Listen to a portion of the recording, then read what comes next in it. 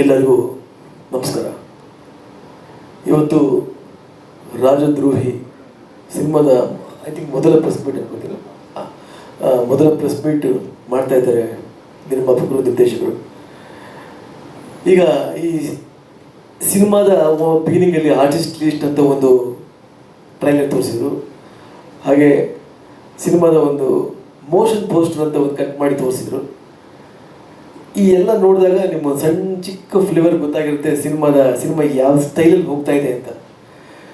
ಈ ಸಿನಿಮಾನ ನಾನು ಇದು ಕರೆದು ತೋರಿಸಿದ್ರು ಮೊನ್ನೆ ನಮ್ಮ ಡೈರೆಕ್ಟ್ರು. ಅವರಿಗೆ ಸಮರ್ಥ ರಾಜ್ ಅಂತ ಇಟ್ಕೊಂಡಿದ್ರೆ, ನಾವು ರಾಮ್ ಪ್ರಕಾಶ್ ಅಂತ ಕರಿತೀವಿ. ಯಾವ್ದು ಹೇಳಿ, ಸಮರ್ಥ ರಾಜ್. ಅವರು ಕರೆಕ್ಟಾಗಿದೆ ಹೆಸರು, ಸಮರ್ಥ್ರೆ ಅವರು.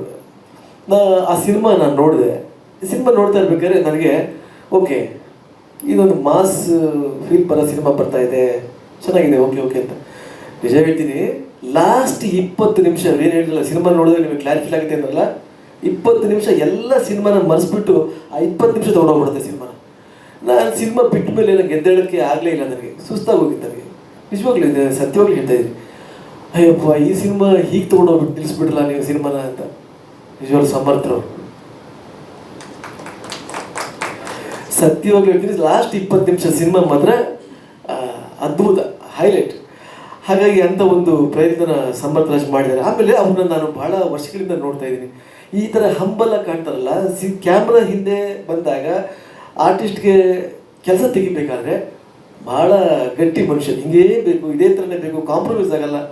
ಆಮೇಲೆ ಕೇಳಿದೆ, ಯಾಕೆ ಸಮರ್ಥ ಸ್ವಲ್ಪ ಲೇಟ್ ಆಗ್ತಾ ಇದೆ, ಯಾವುದು ಸಿನಿಮಾ? ಇಲ್ಲ ಸರ್, ಈ ಸಿನಿಮಾ ಕಂಪ್ಲೀಟ್ ಆದಮೇಲೆ ನೆಕ್ಸ್ಟ್ ಸಿನಿಮಾ, ನಾನು ಅಲ್ಲಿ ನಾನು ಎಲ್ಲೂ ಹೋಗಲ್ಲ, ಯಾಕೆಂದರೆ ಇದನ್ನು ನಾನು ಪ್ರೂವ್ ಮಾಡಬೇಕು ನಾನು ಒಂದು ಸಲ ಏನು ಸಮರ್ಥ ಅಂದರೆ ಅಂತ.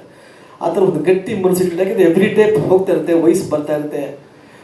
ಭಾಳಷ್ಟು ಡೈರೆಕ್ಟರ್ಸು, ಆರ್ಟಿಸ್ಟ್ಗಳು, ಪ್ರೊಡ್ಯೂಸರ್ಸು ಬರ್ತಾ ಇರ್ತಾರೆ. ನೀವೆಲ್ಲೋ ಕಡೆ ಇಲ್ಲ ಸರ್, ಜನ, ಕರ್ನಾಟಕ ಜನ ಒಂದು ಒಳ್ಳೆ ಸಿನಿಮಾ ಕೊಟ್ಟರೆ ಡೆಫ್ಟ್ ತಗೋತಾರೆ. 10 ವರ್ಷದಲ್ಲಿ ಮಾಡೋದನ್ನ 1 ವರ್ಷದಲ್ಲಿ ಮಾಡ್ತಿರ್ಬೇಕಾ ನಾನು ಅಂತ ಒಂದು ನಂಬಿಕೆ ಇಟ್ಕೊಂಡಿರೋಂಥ ಒಬ್ಬ ವ್ಯಕ್ತಿ ನಮ್ಮ ಸಮರ್ಥ ರಾಜ್. ಇವ್ರ ಬಗ್ಗೆ ಇನ್ನು ಹೆಚ್ಚಿಗೆ ಹೇಳ್ತಾ ಇದ್ರೆ ನಾನು ಇನ್ನೂ ಅವ್ರನ್ನ ಪ್ರೈಸ್ ಮಾಡ್ದಂಗೆ ಆಗುತ್ತೆ. ಅದಕ್ಕೆ ಹೆಚ್ಚಿಗೆ ಬೇಡ. ಸಿನಿಮಾದಲ್ಲಿ ಅವ್ರು ಮಾತಾಡಿದ್ದಾರೆ ಸಿನಿಮಾ ಡೈರೆಕ್ಷನ್ ಮೂಲಕ. ಇನ್ನು ಜೊತೆಗೆ ನನಗೆ ಕರೆದು ಈ ಸಿನಿಮಾದಲ್ಲಿ ಒಂದು ಪಾತ್ರ ಕೊಟ್ಟಿದ್ದಾರೆ. ಚೆನ್ನಾಗಿದೆ ಸಿನಿಮಾ. ನನ್ನ ಪಾತ್ರ ಓಕೆ, ನನಗೆ ಇಷ್ಟ ಆಯಿತು. ಅದು ನಾವು ಹೇಳಿದ್ರು, ಪಾರ್ಟ್ 2 ಸಿನಿಮಾ ಮಾಡ್ತಾ ಇದ್ದೀನಿ ಸರ್, ಅದರೊಳಗಡೆ ಇದನ್ನು ಲೀಡ್ ತೊಗೋತೀನಿ, otherwise okay, I am happy with my character. ಚೆನ್ನಾಗಿ ಮಾಡಿದ್ದಾರೆ, ಚೆನ್ನಾಗಿ ಮಾಡಿಸಿದ್ದಾರೆ. ಜೊತೆಗೆ ಎಲ್ಲ ಕಲಾವಿದರು, ನಮ್ಮ ಪಕ್ಕದಲ್ಲಿ ಕೂತಿರೋ ನಾಯಕ ನಟ ಯೋಗಿ ಆಗ್ಬೋದು, ಕುರಿ ಆಗ್ಬೋದು, ಇನ್ನು ನನ್ನ ಸೀನಿಯರ್ಸ್, ಭಾಳ ದೊಡ್ಡ ಲೆಜೆಂಡ್ಸ್, ಅನಂತ್ ನಾಗೂರ್ ಆಗ್ಬೋದು, ಲಕ್ಷ್ಮೀ ಅವ್ರು ಆಗ್ಬೋದು, ಎಲ್ಲರೂ ಅವರವರು ಭಾಳ ಅದ್ಭುತವಾಗಿ ಅಭಿನಯಿಸಿದ್ದಾರೆ. ಅದ್ರ ಬಗ್ಗೆ ಮಾತಾಡೋ ಇದೇ ಇಲ್ಲ ನನಗೆ.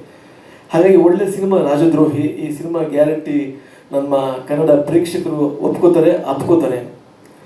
ಇನ್ನು ನಮ್ಮ ನಿರ್ಮಾಪಕರು ಮಹಾದೇವಯ್ಯನವರು, ಈ ಸಿನಿಮಾ ನಿಜವಲ್ಲೂ ಗ್ರೇಟ್. ಅವರು ಇಷ್ಟು ದಿನ ತಡ್ಕೊಂಡು ಇಂಥ ಒಂದು ಒಳ್ಳೆ ಸಿನಿಮಾನ ಮಾಡೋದಕ್ಕೆ ನಮ್ಮ ಡೈರೆಕ್ಟ್ರಿಗೆ ಸಹಕಾರ ಕೊಟ್ಟಿದ್ದಾರೆ. ಗ್ರೇಟ್. ಅವ್ರಿಗೆ ಈ ಸಿನಿಮಾ ಸಕ್ಸಸ್ ಆಗುತ್ತೆ ಅನ್ನೋ ಭರವಸೆ ನನಗಿದೆ. ಅವ್ರು ಇನ್ನಷ್ಟು ಸಿನಿಮಾಗಳನ್ನ ಮಾಡಲಿ. ಮಹಾದೇವಯ್ಯನವರು ಮತ್ತು ಅವ್ರ ಮಗ ಧನುಷ್ ಚಿತ್ರರಂಗ ಬರಲಿ. ಯಾಕೆಂದರೆ ಈಗ ಚೆನ್ನಾಗಿದೆ ಇಂಡಸ್ಟ್ರಿ, ಚೆನ್ನಾಗಿ ಜನ ಥಿಯೇಟ್ರಿಗೆ ಬರ್ತಾ ಇದ್ದಾರೆ, ಒಳ್ಳೊಳ್ಳೆ ಸಿನಿಮಾಗಳನ್ನ ನೋಡ್ತಾ ಇದ್ದಾರೆ, ಚೆನ್ನಾಗಿದ್ದರೆ ನೋಡ್ತಾ ಇದ್ದಾರೆ. ಹಾಗಾಗಿ ಈ ರಾಜದ್ರೋಹಿ ಸಿನಿಮಾ ಭಾಳ ದೊಡ್ಡ ಯಶಸ್ಸು ಕಾಣಲಿ ಅಂತ ಈ ಒಂದು ನೀವು ನಾವೆಲ್ಲ ಫ್ರೆಂಡ್ಸ್, ನಮ್ಮನ್ನು ನಮ್ಮ ವಿಜಯ್ ಕುಮಾರ್ ಅವರು, ನಾನು ಬರ್ತದೆ ನನ್ನ ಫಸ್ಟ್ ಸಿನಿಮಾ ಕಾಲೇಜಿರು, ಅಲ್ಲಿಂದ ನನಗೆ ಗೆಳೆಯ ಅವರು ಅವತ್ತಿಂದ ಅವ್ರ ಜೊತೆ ನಾವು ಬಂದಿದ್ವಿ, ನಿಮ್ಮ ಜೊತೆ ನಾವಿದ್ದೀವಿ, ನಮ್ಮ ಜೊತೆ ನೀವು ಇದ್ದೀರಿ.